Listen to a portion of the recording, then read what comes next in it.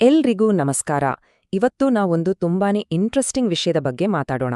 ಸುಮಾರು ಒಂದು ಶತಮಾನಕ್ಕೂ ಹಿಂದೆ ಸ್ವಾಮಿ ವಿವೇಕಾನಂದರು ಮನಸ್ಸಿನ ಅಗಾಧ ಶಕ್ತಿಯ ಬಗ್ಗೆ ಒಂದು ಉಪನ್ಯಾಸ ಕೊಟ್ಟಿದ್ರು. ಅದರ ಬಗ್ಗೆನೇ ಇವತ್ತಿನ ನಮ್ಮ ಈ ವಿಶ್ಲೇಷಣೆ. ಸರಿ, ಹಾಗಿದ್ರೆ ನಾವು ನೇರವಾದಿ ಕಥೆಯೊಳಗೆ ಹೋಗೋಣ. ಇಲ್ಲಿ ಯಾವುದೇ ದೊಡ್ಡ ದೊಡ್ಡ ಸಿದ್ಧಾಂತಗಳಿಲ್ಲ. ಬದಲಿಗೆ ಸ್ವಾಮಿ ವಿವೇಕಾನಂದರು ತಮ್ಮ ಕಣ್ಣಾರೆ ಕಂಡ ಎರಡು ನಂಬೋಕೆ ಕಷ್ಟವಾದರೂ ಸತ್ಯವಾದ ಘಟನೆಗಳನ್ನ ನಮ್ಮ ಜೊತೆ ಹಂಚಿಕೊಂಡಿದ್ದಾರೆ. ಅದ್ರಿಂದಾನೇ ಶುರು ಮಾಡೋಣ. ಅವರು ತಮ್ಮ ಮಾತನ್ನು ಶುರು ಮಾಡಿದ್ದೇ ಹೀಗೆ: ನನ್ನ ಸ್ವಂತ ಅನುಭವದಿಂದ ಕೆಲವು ಸತ್ಯಗಳನ್ನ ಹೇಳ್ತೀನಿ ಅಂತ. ಇದರಿಂದ ಏನಾಗುತ್ತೆ ಅಂದ್ರೆ, ಇದು ಕೇವಲ ಒಂದು ಫಿಲಾಸಫಿ ಆಗಿ ಉಳಿಯಲ್ಲ, ಬದಲಿಗೆ ನಿಜ ಜೀವನದಲ್ಲಿ ನಡೆದ ಘಟನೆಗಳಾಗಿ ನಮ್ಮ ಮುಂದೆ ಬರುತ್ತೆ. ಮೊದಲನೇ ಘಟನೆ: ಅವರು ಮನಸ್ಸನ್ನೇ ಓದಬಲ್ಲ ಒಬ್ಬ ವ್ಯಕ್ತಿಯನ್ನ ಭೇಟಿಯಾಗಿದ್ದರಂತೆ. ಅದರ ಪ್ರೂಫ್ ಹೇಗಿತ್ತು ಗೊತ್ತಾ? ಆ ವ್ಯಕ್ತಿಗೆ ಸಂಸ್ಕೃತದ ಬಗ್ಗೆ ಏನೂ ಗೊತ್ತಿರ್ಲಿಲ್ಲ. ಆದರೂ ವಿವೇಕಾನಂದರು ತಮ್ಮ ಮನಸ್ಸಲ್ಲೇ ಒಂದು ಉದ್ದವಾದ ಕಷ್ಟಕರವಾದ ಸಂಸ್ಕೃತ ಶ್ಲೋಕವನ್ನ ನೆನಪಿಸ್ಕೊಂಡ ತಕ್ಷಣ ಆ ವ್ಯಕ್ತಿ ಅದನ್ನ ಒಂದು ಕಾಗದದ ಮೇಲೆ ಬರೆದು ತೋರಿಸಿದ. ಊಹಿಸಿ, ಇದು ಎಂಥ ಅದ್ಭುತ! ಇನ್ನೊಂದು ಘಟನೆ, ಇದು ಹೈದರಾಬಾದ್ನಲ್ಲಿ ನಡೆದಿದ್ದು. ಸುಮಾರು 25 ಜನ ಸಾಕ್ಷಿಗಳಿದ್ರು. ಅವರ ಕಣ್ಮುಂದೆ ಒಬ್ಬ ವ್ಯಾಪಾರಿ ಆ ಸೀಸನ್ ಅಲ್ಲದ, ಎಲ್ಲೂ ಸಿಗದ ಅಪರೂಪದ ಹಣ್ಣುಗಳನ್ನ ಅಕ್ಷರಶಃ ಗಾಳಿಯಿಂದ ಸೃಷ್ಟಿ ಮಾಡಿ ರಾಶಿ ಹಾಕಿದ. ಇದು ಕೇವಲ ಕಣ್ಕಟ್ಟು, ಇಲ್ಯೂಷನ್ ಅಲ್ಲ ಅಂತ ಸಾಬೀತು ಮಾಡೋಕೆ ಅಲ್ಲಿದ್ದ ಎಲ್ಲರೂ ಆ ಹಣ್ಣುಗಳನ್ನ ತಿಂದ್ರೂ ಕೂಡ. ಈ ಘಟನೆಗಳನ್ನ ಕೇಳಿದಾಗ ಮನಸ್ಸಲ್ಲಿ ಒಂದು ಪ್ರಶ್ನೆ ಮೂಡುತ್ತೆ ಅಲ್ವಾ? ಇದೆಲ್ಲ ಬರೀ ಮ್ಯಾಜಿಕ್, ಕಣ್ಣುಕಟ್ಟ, ಅಥವಾ ನಮ್ಗೆ ಇನ್ನೂ ಅರ್ಥವಾಗದ ಪ್ರಕೃತಿಯ ಯಾವ್ದೋ ಒಂದು ದೊಡ್ಡ ವಿಜ್ಞಾನದ ಭಾಗನಾ?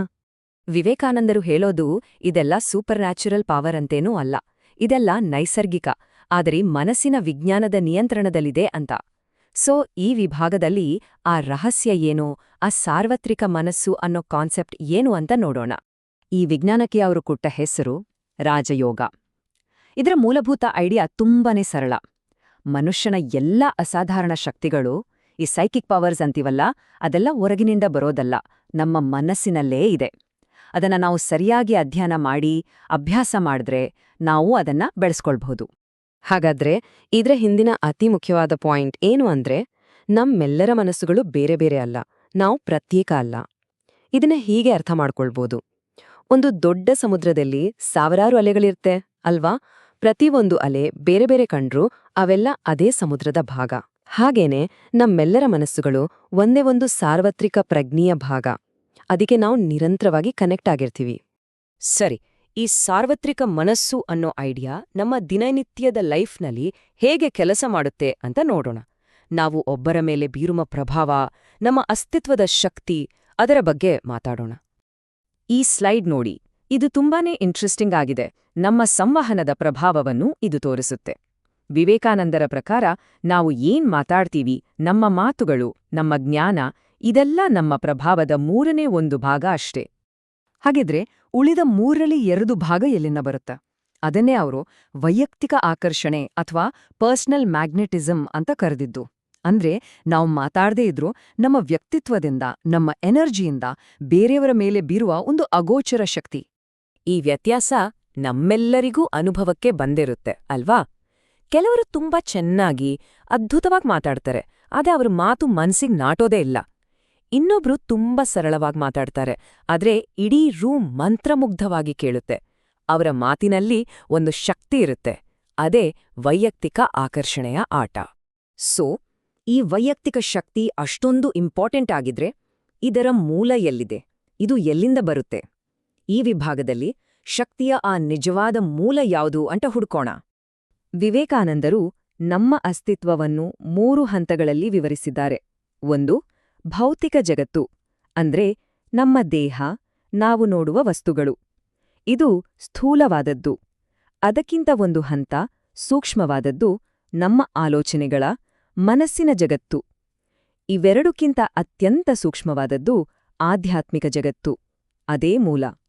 ಇಲ್ಲಿ ಒಂದು ಫಂಡಮೆಂಟಲ್ ರೂಲ್ ಇದೆ. ಅದೇನಂದ್ರೆ, ಶಕ್ತಿ ಯಾವಾಗ್ಲೂ ಸೂಕ್ಷ್ಮದಿಂದ ಸ್ಥೂಲಕ್ಕೆ ಹರಿಯುತ್ತೆ. ಅಂದ್ರೆ ಸೂಕ್ಷ್ಮವಾದದ್ದು ಸ್ಥೂಲವಾದದ್ದನ್ನು ನಿಯಂತ್ರಿಸುತ್ತೆ.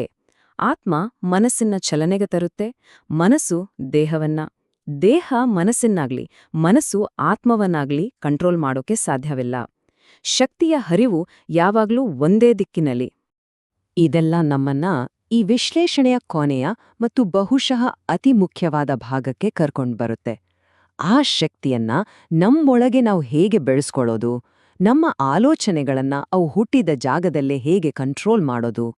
ಹಾಗಾದ್ರೆ ನಮ್ಮ ಮುಂದಿರೋ ಅತಿ ದೊಡ್ಡ ಪ್ರಶ್ನೆ ಇದೇನೆ, ಈ ಶಕ್ತಿಯ ಮೂಲವನ್ನು ತಲುಪೋದು ಹೇಗೆ, ಅದನ್ನ ನಮ್ಮ ನಿಯಂತ್ರಣಕ್ಕೆ ತಗೊಳ್ಳೋದು ಹೇಗೆ? ಉತ್ತರ ಸರಳವಾಗಿದೆ. ನಮ್ಮ ಮನಸ್ಸಲ್ಲಿ ಒಂದು ಆಲೋಚನೆ ಹುಟ್ಟಿದ ತಕ್ಷಣ ಅದು ಇನ್ನು ಚಿಕ್ಕದಾಗಿರುವಾಗ್ಲೇ, ಸೂಕ್ಷ್ಮ ಹಂತದಲ್ಲಿರುವಾಗ್ಲೇ ಅದರ ಬಗ್ಗೆ ಎಚ್ಚೆತ್ಕೊಳ್ಬೇಕು. ಯಾಕಂದ್ರೆ ಒಮ್ಮೆ ಅದು ದೊಡ್ಡದಾಗಿ, ಒಂದು ಬಲವಾದ ಭಾವನೆಯಾಗಿ, ಆಮೇಲೆ ಒಂದು ಕ್ರಿಯೆಯಾಗಿ ಬದಲಾದ್ರೆ ಅದನ್ನ ನಿಲ್ಸೋದು ತುಂಬಾನೇ ಕಷ್ಟ. ಅವರು ಇನ್ನೊಂದು ಮುಖ್ಯವಾದ ಮಾತು ಹೇಳ್ತಾರೆ. ನಮ್ಮ ಮನಸ್ಸು ಗೊಂದಲ, ಕಲ್ಮಶಗಳಿಂದ ತುಂಬಿದ್ರೆ ಈ ಕೆಲ್ಸ ಮಾಡಕ್ಕಾಗಲ್ಲ. ಸದಾ ದೂರ್ತಾ ಇರೋದು, ಚಿಂತೆ ಮಾಡ್ತಾ ಇರೋದು, ಅಸೂಯೆ ಪಡೋದು, ಕೋಪ ಮಾಡ್ಕೊಳ್ಳೋದು ಇವೆಲ್ಲ ಮನಸ್ಸನ್ನ ಅಶಾಂತವಾಗಿ ಮಾಡ್ತವೆ. ಆಗ ಏಕಾಗ್ರತೆ ಅನ್ನೋದೇ ಇರೋದಿಲ್ಲ. ಹಾಗಾಗಿ ಇಲ್ಲಿರುವ ಪ್ರಮುಖ ಪಾಠ ಏನು ಅಂದ್ರೆ, ನಾವು ಕಾರಣದ ಮೇಲೆ ಹಿಡಿತ ಸಾಧಿಸಿದ್ರೆ ಪರಿಣಾಮ ತಾನಾಗೆ ನಮ್ಮ ಹಿಡಿತಕ್ಕೆ ಬರುತ್ತೆ. ಇಲ್ಲಿ ಕಾರಣ ಅಂದ್ರೆ ನಮ್ಮ ಆಲೋಚನೆ, ಪರಿಣಾಮ ಅಂದ್ರೆ ನಮ್ಮ ಜೀವನ. ಹಾಗಾದ್ರೆ ಈ ಪ್ರಾಚೀನ ಜ್ಞಾನ ನಮ್ಮ ಮುಂದೆ ಒಂದು ಶಕ್ತಿಶಾಲಿ ಪ್ರಶ್ನೆಯನ್ನ ಇಟ್ಟು ಹೋಗುತ್ತೆ. ಇಡೀ ಜಗತ್ತು ನಾವು ಆಯ್ಕೆ ಮಾಡಿಕೊಳ್ಳುವ ಸೂಕ್ಷ್ಮ ಆಲೋಚನೆಗಳಿಂದಲೇ ರೂಪುಗೊಳ್ಳುತ್ತೆ ಅನ್ನೋದಾದ್ರೆ, ನಾವು ಸಬಲಗೊಳಿಸಲು ಆಯ್ಕೆ ಮಾಡಿಕೊಳ್ಳುವ ನಮ್ಮ ಮುಂದಿನ ಆಲೋಚನೆ ಯಾವುದು?